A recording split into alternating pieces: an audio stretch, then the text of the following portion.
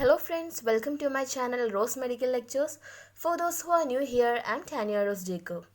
In the previous video, we already discussed about the introductory part of the Streptococcus as well as its classification. In this video, I want to talk about the virulence factors of Streptococcus pyogenes. We know the members of Streptococci, which are beta hemolytic, can be classified into 20 serological groups based on the Landsfield classification. And the one among this 20 serological group is group A Streptococci. The Streptococcus pyogene is the one and only species under the group A Streptococci.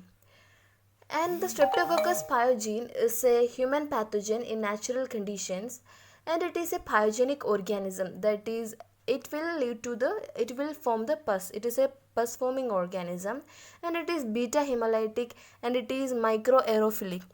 That is, they are anaerobic, but they can survive in minor amount of oxygen also.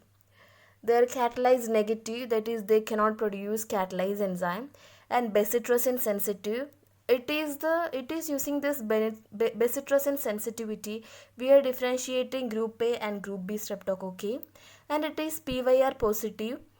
The other bacteria which are positive to PYR test is Enterococcus and Staphylococcus. Before going to the virulence factor, you should have an idea about the cell wall of the Streptococci. See here, the capsule, the outermost is the capsule made of hyaluronic acid, and the cell wall you can see which contain protein M, T and R antigens and group carbohydrate, and inner part you can see protoplasm membrane. Then virulence factor. For our convenience, let's divide the virulence factors into surface virulence factor and secreted virulence factors. The surface virulence factor include protein M, F and T antigen, lipotecoic acid capsule, hyaluronic acid capsule, immunoglobulin binding protein, group A carbohydrate. Secreted virulent factors include pyrogenic exotoxin, streptolysin S, streptolysin O, streptokinase, hyaluronidase, NDAs and NADAs and DNAs. Let's discuss about each of these virulent factor in detail. First one, M protein. M protein is the principal virulence factor of group A Streptococci.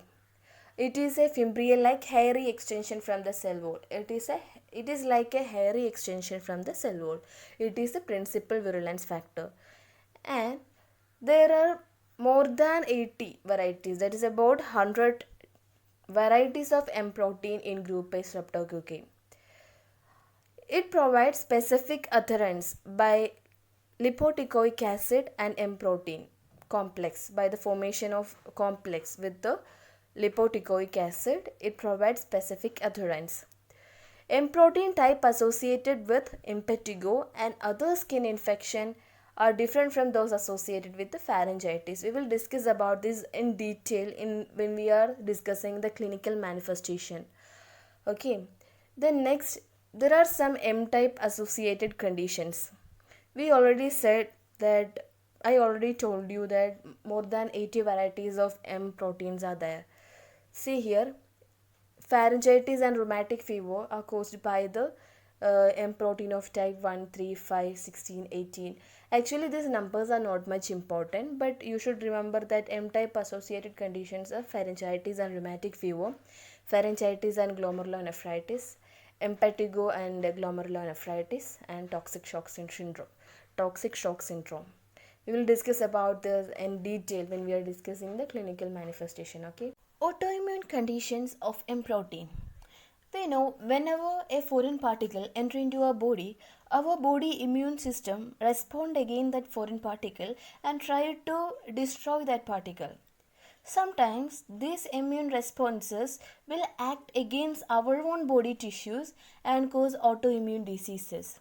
See here as against the M protein, which is a virulent factor, our body will produce anti-M protein antibody or cytotoxic T cells.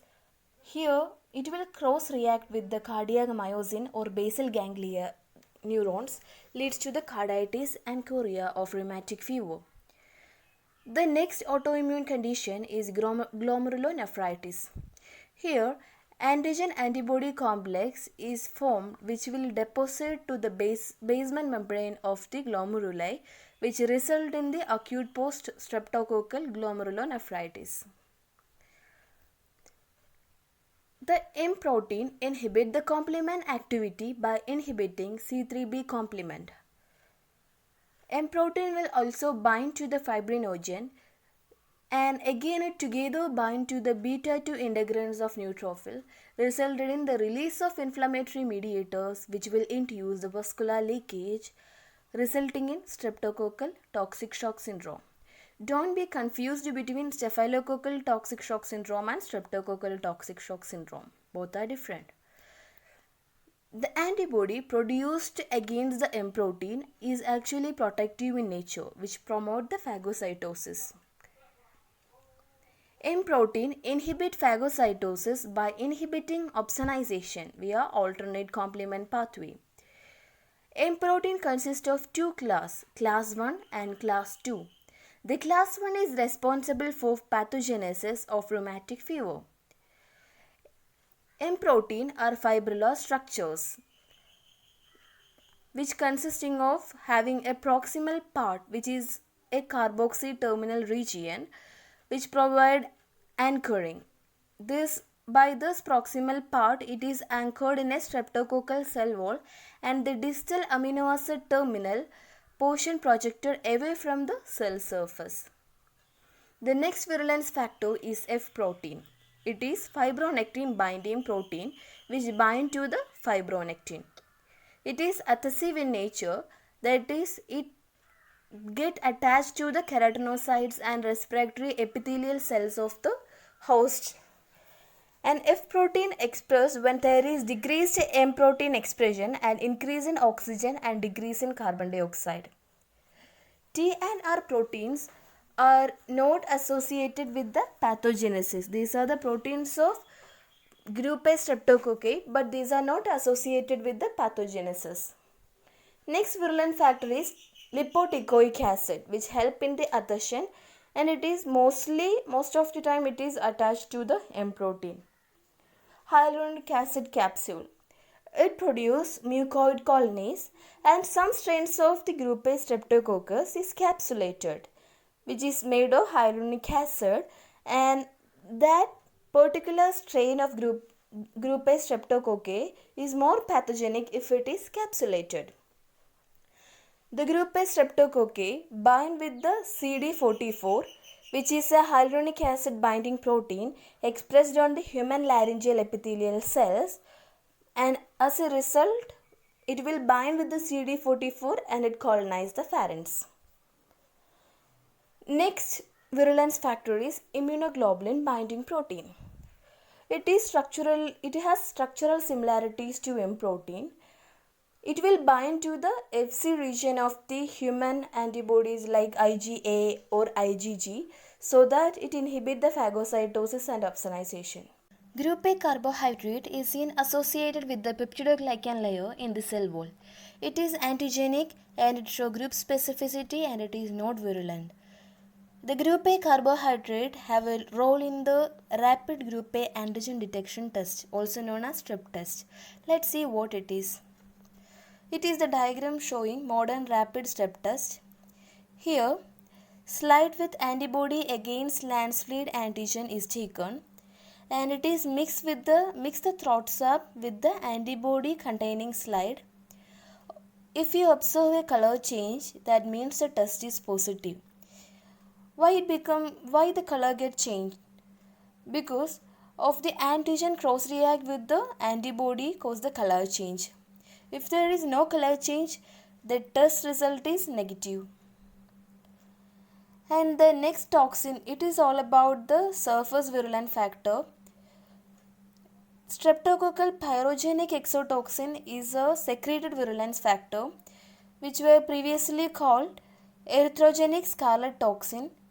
It is of three types, A, B and C.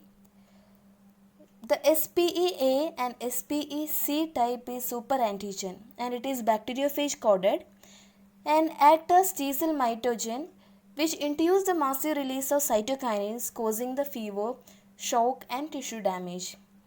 Whereas SPEB is chromosomally mediated.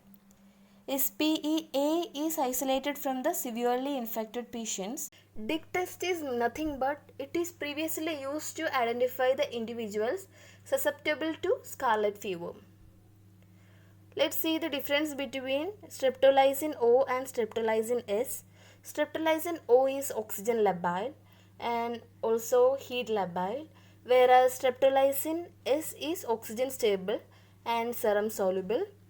Hemolysis in the streptolysine O, it is oxygen labile, right? So the hemolysis only in the deep colonies, because if it is superficial, it get inactivated because of the presence of oxygen.